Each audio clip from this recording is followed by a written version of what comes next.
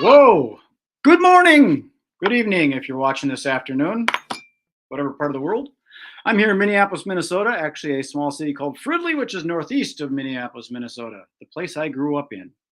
And today we're going to be talking about what do event planners need to know when hiring entertainment? And this is a topic that just came up into my head because I realized that sometimes entertainers don't realize how stressful it is planning an event because there's so many different elements that they have to think about. So sometimes, your AV that you're setting up or your photography system you're setting up or your magic show that you're setting up might not be that important to the event planner. So you need to let that event planner know that sometimes these things are important if you want it to be good. So let's go get an opinion from my friend Steve, a veteran magician. Watch this magic. There he is. Oh, Well, you had these in the green room, and I couldn't resist them. they're digital Cheetos. Look at that. You made them come to life. My yellow fingers. You're turning into Trump. I shouldn't have said that. I could get myself in trouble. But hey, that's just the way I am. And that's a good example of maybe that's something a magician should not say on stage if the audience is the other way. Right? Use your head, Brad. Be neutral. It's a good idea to stay on the stay in the center lane. So how was your weekend? Did you stay busy? Did you gig a lot? Very, very busy. My postcard campaign is working. I had five shows this week. 5 shows. Holy smokes. That's a lot for me. Almost too much. So. Yeah. Were they long ones? Was it a distance between the gig? That's always a deal. Well, one was. I drove from where I live to Daytona. So that was an hour and 20 minutes. And then they gave me the wrong address. Well, I confirmed with them and they didn't understand. But my GPS took me a good ways away from where they were. All that. But I got there soon enough to make it. So I was there on time. Well, see, that's some of the things that an event planner needs to know, that sometimes these people that are doing these gigs, it's we're not there all day. We're up there for 20, 30, 40 minutes. Right. And when it's done, we got to get the hell out of there and get to our next show. And sometimes they don't realize that. And here's another thing. I just booked a show at a resort in Orlando. And I asked the lady, I said, where in the resort is your party? And she goes, oh, in the back room, there'll be signs. That's not enough for me. These resorts down here are huge. Right. And I need to know which room you're in, which ballroom are you in, and where do I have access to that ballroom? Mm-hmm. And I kept pushing her until finally she told me, she had to go look it up. Yeah, so if you want that's important because I have my equipment I need to bring in, and the distance from my car to where my performance area sometimes can be a long way. Right. And that'll cut in on the time it takes to get back and to and fro. And my friend John Ivan Palmer used to have a designated parking spot right by the door. Yeah, he had a place that had a sign. I've thought about doing that, especially as I've gotten older. He did this when he was doing all those lock-ins because he was going from gig to gig to gig during the the graduation season and stuff. Yeah, and you had to have that. So. But I mean, I came up with this topic today, what event planners need to know when hiring entertainment, because some will just look at, oh, it's a great website and they got good testimonials. There might be a little bit more information that an event planner should have, like, have they done this before? Have they been in a lot of different situations? Because I'm sure you've run into the situation where the event planner doesn't know what to do and they found out that their sound system didn't work and they wanted to use yours. You can save the day, if they're working with somebody that knows what the hell's going on. Well, if I have any advice for event planners, it would be this. Think about what you want your client and their guests to remember a year after your event. What is it you want them to remember? Because they end up I find that event planners spend a lot of time, energy, and money on things that really don't matter. Yeah. And I'll give you an example. Um, you can start with the location. You know, where are you having the party at? What type, where the event is. I mean, you have to have a facility. You have to have ample parking. You have to have, it has to be easy, accessible, and accommodating for your event. But the next thing is they spend a lot of time on the catering, because usually the catering sometimes is tied into the location, and that's important. I mean, people want to be fed and they want to have a nice spread so they feel like that they're being welcomed. And then there's the decorations. So they spend all their money and time and energy on the decorations, which is nice. I mean, I've been to a few events where they went exorbitant, Sure.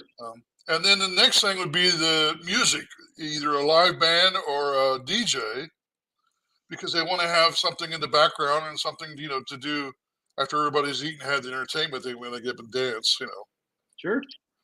But I'm going to tell you right now, they're not going to remember any of that a year later. Yeah, it's None sort of of that. They're not that's going to sort of remember the food. background stuff. They're not going to remember the decorations. They're not going to remember the songs the DJ played. What they're going to remember is the entertainment that you brought in and what happened. Sure. That's what they're going to remember. I can see that, because when they get in there, they say, "Oh, this is a beautiful place," and there's a lot of beautiful places. Right. Right. Yeah, I get that. And the food, unless the food is like remarkable, then it's just food. It's tasty. It's good. But it's still, a year later, they're not going to remember. They're really not going to remember. At least I don't remember. It makes a lot of sense when you talk about having something that they're going to remember a year later, because that's usually what's going to, like for conferences or sales meetings, they use an annual type thing. If they want to be hired as an event planner time after time, yeah, you have to put, what are they going to remember about the event that you did? Right. Of course, it's important for them, for the event planner, to be flexible, easy to work with, thorough, avoid any catastrophe. What's the word I want to use? Catastrophe. Catastrophic events. Like you mentioned about the sound system, and yeah. Well, there's even just little things that sometimes someone that has been around just experiencing life can help out with. Like, I was at an event, it was in a warehouse, and they had a loading dock in the back, and they didn't have enough space, so they wanted to use the loading dock area in the back. And they had one of those corrugated ramps, the loading dock ramp. And they tilted that down and then put some steps at the bottom of it. And I said, no, you're not going to have these ladies walking in high heels, walking down a corrugated ramp. Yeah. That ain't going to work. Right. No, good for you. We had to come up with some other ideas, because they thought, oh, that's okay, they'll just be careful. No. Oh my, that is a. I was going to take a little sponsor break. I want to call out for my friends Las Vegas Tonight. What is this? Las Vegas Tonight is a client that she's been around with me since 1986. Oh, it's an event planner? They're casino games. They do those little poker and blackjack and all that. Oh, yeah. She also has dunk tanks and carnival games and inflatables and laser tag and all that. And also my friends over at Popped Corn, you know what they do, right? They do a lot of gift bags and gift tins and all that stuff with the different flavor to popcorn. So I needed to call them out because they participate in my event expo every year. Wanted to bring that out. Other than that, let's back to topic. No, all that fits in. I mean, the possibilities of an event is enormous, and you want to create an experience for the guest, and that's what they're going to remember. That so it's not like they're not going to remember anything about decorations, but usually it's a human interaction that they can remember the most. Sure, a memorable experience. In fact, they even changed the name of the event marketing to experiential marketing. Yeah. That's the new word for it, because that's a memorable experience. But I guess part of what I like to get across to people that that not you personally, but your gig isn't the most important thing because there's somebody on the other side of the deal. Oh yeah. Like when I do my expo, I've got like back in the day, I had 200 exhibitors. They would come to me with all these things they needed me to fix. Do you have a scissors? I've got other things to think about as a planner. So that I do have a scissors, but you need to bring it back. There's somebody else is going to want it. I'll Right. let you use it. So, and then from the other side of it, the supplier, the entertainer, yes, this is your show for 20, 40 minutes or an hour, but there's other things I've got to worry about. So Right. from two different points of view, you got to realize that those are things that I learned over the years. That's where an experienced entertainer is very important, or anybody who's involved in your event. Yeah. The experience that they have, because they already know that stuff. They already had those experiences. It's the newbies that you have that problem with. Yeah, I go to trade shows sometimes and I see people trying to put up those back wall display or like the banner I got here, and they can't figure it out. And I'm thinking I could put that up in 30 seconds. They just don't understand. And a working professional would know how to do that and do it exactly the way it's going to work. That's why I mean, we're a couple of old fogies, but we kind of been there, done that. And we're not going to use duct tape on your wall. We'll use gaffer's tape because it's specially designed tape. Right. So it helps to work with a pro. Whoops. Yep. Now, I want to bring up one more thing, though. I mentioned a while ago about how sometimes that's the progress in which they plan the event. And the entertainment is the last person they call. And I'm thinking, oh, wait a second. If they're going to remember what I was doing with the audience versus the food or the music or the decorations, shouldn't you be talking to me a little bit earlier in your planning of your event? Because there's nothing worse than for them to say, well, we only have this much money in our budget now. I've already spent the food and decorations in the hall and all that. After spending all that money, we've only got this much money for the entertainer. Now I have to say, well, here's what I can give you for that much. But if for another $100 or so, you could have had this, Yeah, and sometimes event planners have a certain budget and they don't realize the value. They think that we need to put this into really good food. They put a lot of money in. Yes, you have to have the food, but what if this scenario happened?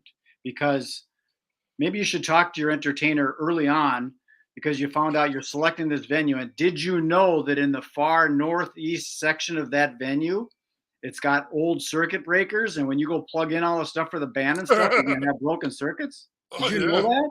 I knew that because I performed there back in the 70s. Good for you. So there's things that a seasoned professional that's been there, done that, can probably help out. That'll make it much, much better. Yeah. Cool.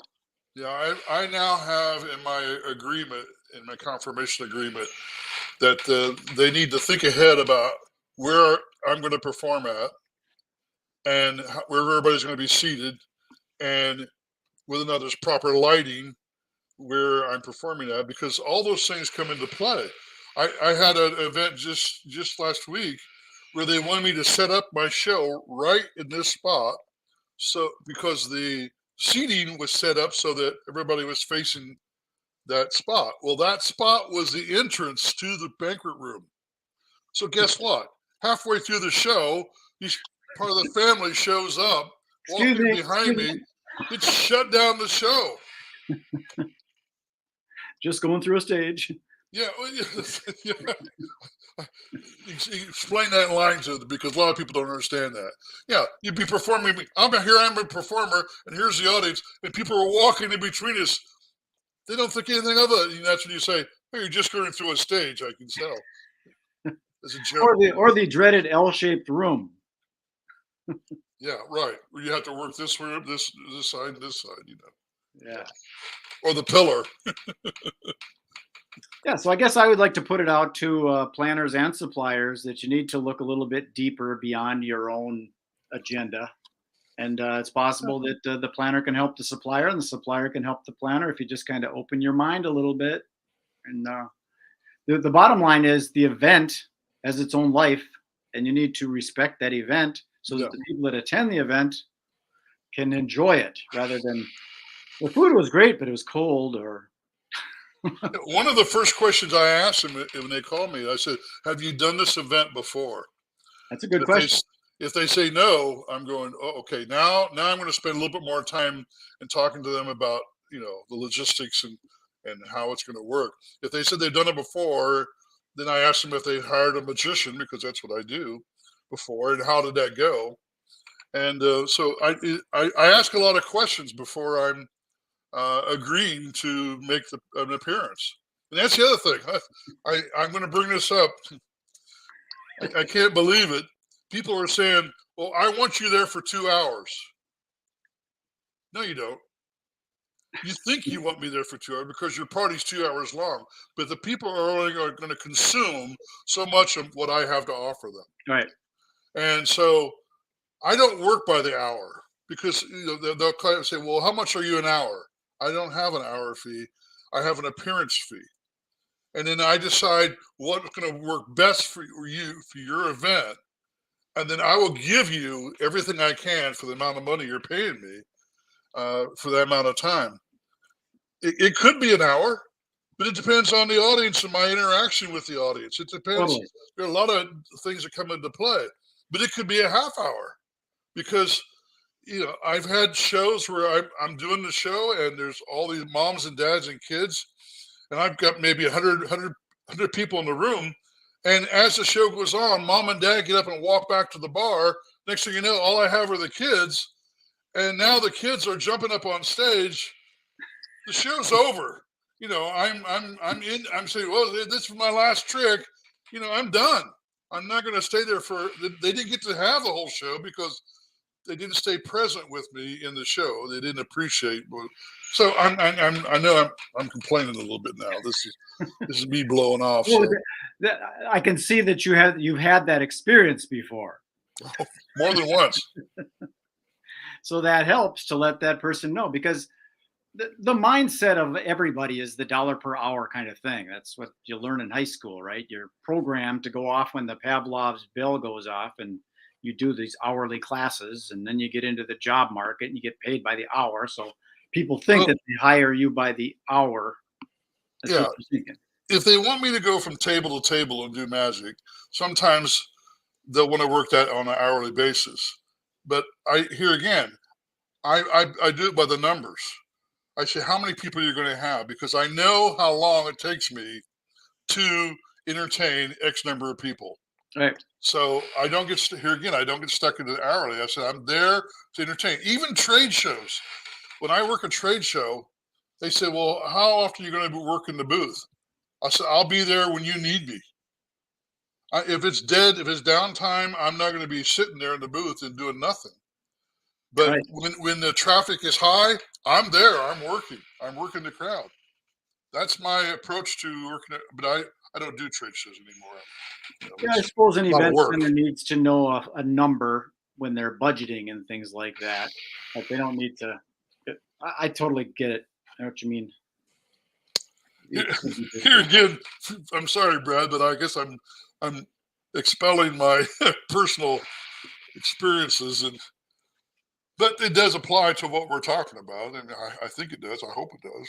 Oh, it definitely does. If both people understand that yes, okay, you're paying me this much per hour, but you know what? I might only be there an hour, or if it works really good, I might be there for 3 hours. That's right. It might work out that way. But the bottom line is, did they have a great experience? Are they going to remember it next year? Right? Right. That sums it up. Well, I think we covered a lot in a little bit of time here, buddy. Wow. Oh, yeah. Something like this, the whole planner-supplier relationship could probably be a series because there's so much stuff. Booking before, like you'd mentioned, because that's what they do. They think, okay, where's the venue? That's what we need. We need a venue. That's the first thing they think about. Maybe you should call some entertainers and get some input on venues that would be good for your event. Right. That's right. Maybe. Yeah. And then I forgot. I lost my train of thought a little bit, but we need to work together. Having relationships with your entertainers. Uh, I used to belong to MPI. Is that what it's called? Yep. Meeting Yeah. planners production. Yeah, and I learned a lot during that, and I developed a relationship with the meeting planners, and it worked very well. So yeah, you need to communicate with everybody, all your vendors. The better you are communicating, the better your event's going to go off. Yeah, even just the entertainer, just having a conversation with the entertainer and say, "Hey, you wouldn't happen to know anybody that's good with AV stuff, do you?" Right. And you say, "Of Right. course, I just did a wedding just Exactly. last week. They had this Exactly right. Yeah. the vendors can help you with your lighting and all that stuff. And Right. my ADD just took off into another space. Um, have you seen the lighting systems they've got these days with the Bluetooth? They're just little boxes about Yeah. 6 by Amazing. 6. They just put them wherever they want. And they all just work. It's amazing. It is amazing. No more running cords. I did an event the other day, and it was a theater, and they didn't have a spotlight. They didn't have a spotlight that can move. And I thought, how can you have a theater without a spotlight? But because, like you just said, the technology now with the LED lighting and so forth, it's amazing what they have available. And lighting is important, because if people don't have proper lighting, their eyes get tired, and after a half hour, they start losing focus on what's going on. You have to have sound and light. Yeah. You have to. And it's got to be quality. It's sometimes you can't use that house system that the event planner turned the volume all the way up and blew out the speakers. You got to have good. Sometimes you can, but other times you can't. Yeah, right.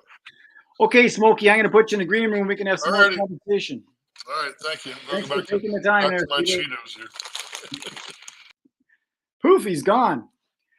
There he is. Steve is a little bit older than I am. I'm 65, but we've been there, done this for a long, long time. So I think it's important that a person communicates with the entertainers and the people that have been in the event business for a long time. And granted, things have changed. Events are different these days, but there's some of the stuff that it's dependable. Things you got to have. And that's it. I'm going to head out. This is what we talked about right here. Boom. What event planners need to know when hiring entertainment. Okay, take care. Be well. Peace out. See ya. Bye. I gotta go.